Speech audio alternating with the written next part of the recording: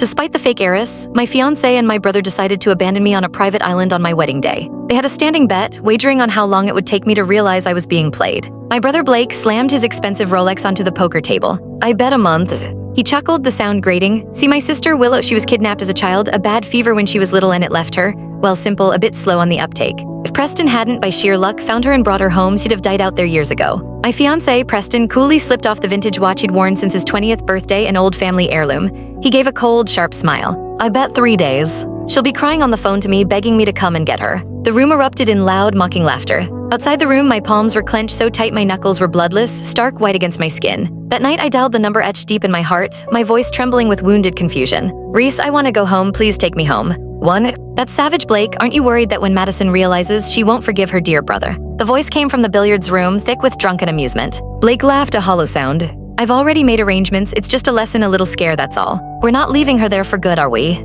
She's a fool who can barely remember her own name. A few sweet words and she'll be fine. Another man pressed the point. Preston, you're ruthless too. The poor simple girl is happily waiting to marry you, and you're sending her off for an island survival trial. Aren't you afraid she'll actually run away? Run?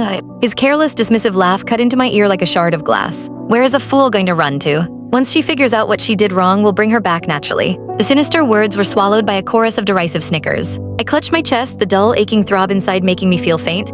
I stared at my pale, drawn reflection in the window glass, trying desperately to figure out what exactly did I do wrong. Was it the time I had a 104-degree fever and didn't get Madison a cupcake? Or was it when it was raining and I didn't kneel down to wipe the mud off Madison's shoes? But I didn't think I'd done anything wrong. Last time, when I donated a full pint of blood for Madison, Blake had promised me he'd never hurt my feelings again, and Preston had said he would be my family from then on. The matron at the old home used to say that family doesn't hurt family. It hurt to realize that apparently family does hurt family. The realization brought a fresh wave of injustice. My chest felt tight as if filled with pins and needles. The tears welled up and clung to my lashes. A gentle blink sent them splashing onto the polished floorboards. The pain, a crushing physical ache, stayed with me right up until dinner. At the large dining table, I instinctively retreated to my usual place in the corner, nervously watching Blake and Preston. They sat on either side of Madison, one laughing and chatting with her, the other carefully plating her food. A bright red chili pepper suddenly landed in my bowl. I turned my head and met a pair of maliciously playful eyes. Blake said your favorite food is chili peppers, is that true? I hesitated, then picked up the pepper and put it in my mouth. The choking heat exploded, instantly searing my nose and throat.